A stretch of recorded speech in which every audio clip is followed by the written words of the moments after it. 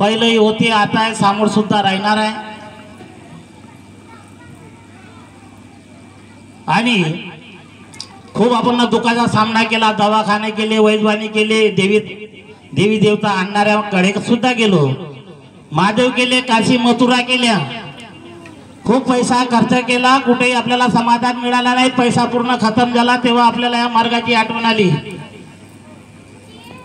आणि या मार्गाची आठवण आल्यानंतर आपल्याला असं वाटत होतं का एखादा सेवक आपल्याला भेटन की नाही भेटन, आपल्याला कुठंतरी समाधान भेटन का नाही भेटन, आपला परिवार चांगला होईल का नाही होईल, खूप आपल्याला विचार आला होता। आणि खरोखर त्या परमेश्वराचे आपले काहीतरी कर्मभोग राहतात, जेथपर्यंत कर्मभोग आपले नष्ट होणार नाही तेथपर्यंत आपल्याला या मार्गाची रूपरेषा कळणार नाही, मार्ग सुद्धा मिळणार नाही, भगवान बाबा हनुमानजी आपल्याला मिळणार नाही।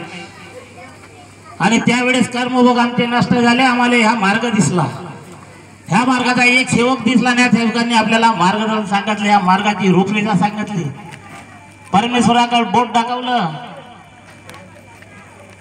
आणि आपल्याला त्या मार्गदर्शकापर्यंत नेलं। आपल्याला तेव्हा भगवान दिसले नाही, आपल्याला कोण दिसलं, मार्गदर्शकाचं घर दिसलं, एक मानव दिसला त्या घरामध्ये। त्या मानवाने आम्हाला या मार्गाची रूपरेषा सांगितली, परिपूर्ण रूप झाले भगवान बाबा हनुमानजी या मार्गाचे भगवान।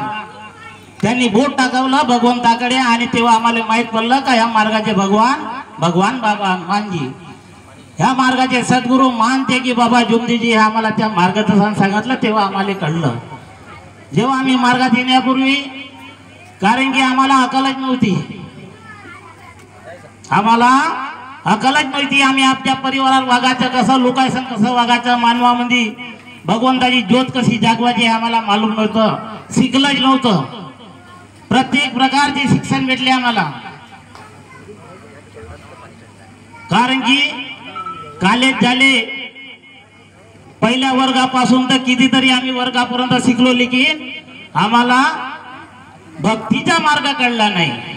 केव्हा कळला आम्हाला मार्ग, जेव्हा आम्ही या मार्गामध्ये प्रवेश केला, आम्ही चर्चा बैठक, नव्य हवन कार्य, त्यागाचे हवन कार्य, गावागावामध्ये चर्चा बैठक तेथपर्यंत गेलो, तेव्हा आम्हाला या मार्गाची रूपरेषा कळली की आम्ही वागायचं कसं, तेथपर्यंत आम्हाला मार्ग कळला नाही, आम्हाला शब्द सुटले कळला नाही, कारण की शब्दावर परमेश्वर आहे, शब्दावर सैतान आहे, म्हणून शब्दाचं आपल्याला पालन करायचं आहे। आम्ही एका अनेक वेळेला मार्ग दिला, आता मी या लांबाडे परिवाराला फक्त अगरबत्तीनं कापूरच दिलं होतं, 11 दिवसाचे कार्य करा, कारण की दारू पिणारा व्यक्ती होता। दारू पिण्यावर मी तर कधी विश्वासच करत नाही का या मार्ग खरोखर करेन म्हणून, पण मी काय करतो, परमेश्वरावर जास्त, सर्वात जास्त विश्वास फक्त परमेश्वरावर करतो। पण मी नाही एका सेवकाला असा मार्ग दिला का मी म्हणलं फक्त तू 24 घंटे बाबा हनुमानजी मान, कापूर लावायचा नाही, अगरबत्ती लावायचे नाही,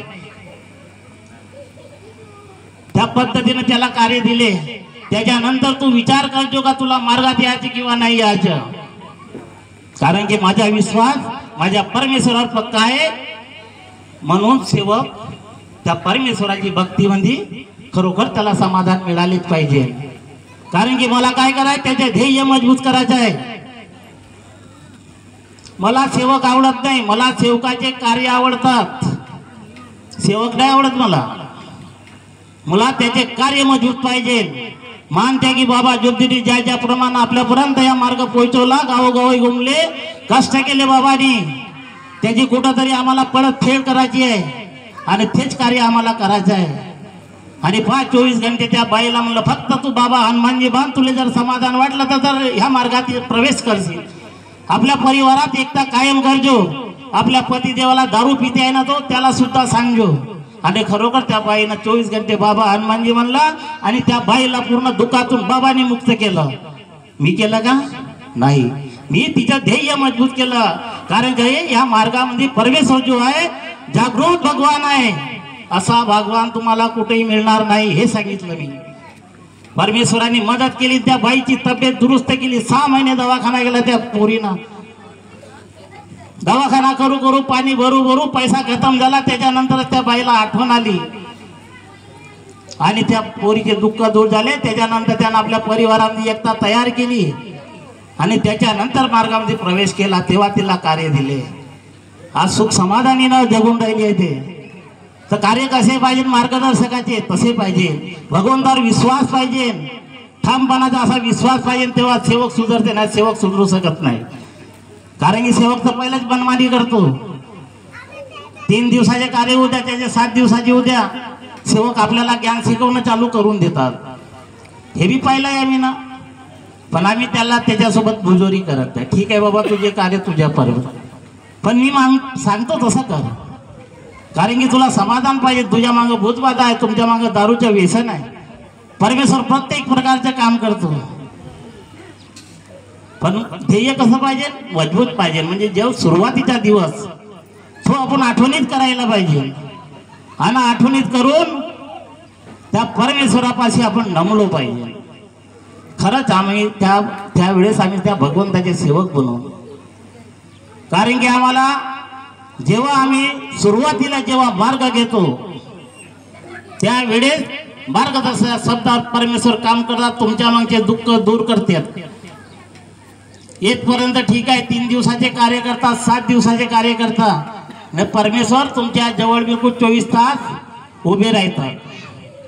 कसे करता, हे बराबर 5 नियमामध्ये वागते किंवा नाही वागत, 3 शब्दाचं आचरण बराबर याच्या घरामध्ये आहे किंवा नाही आहे.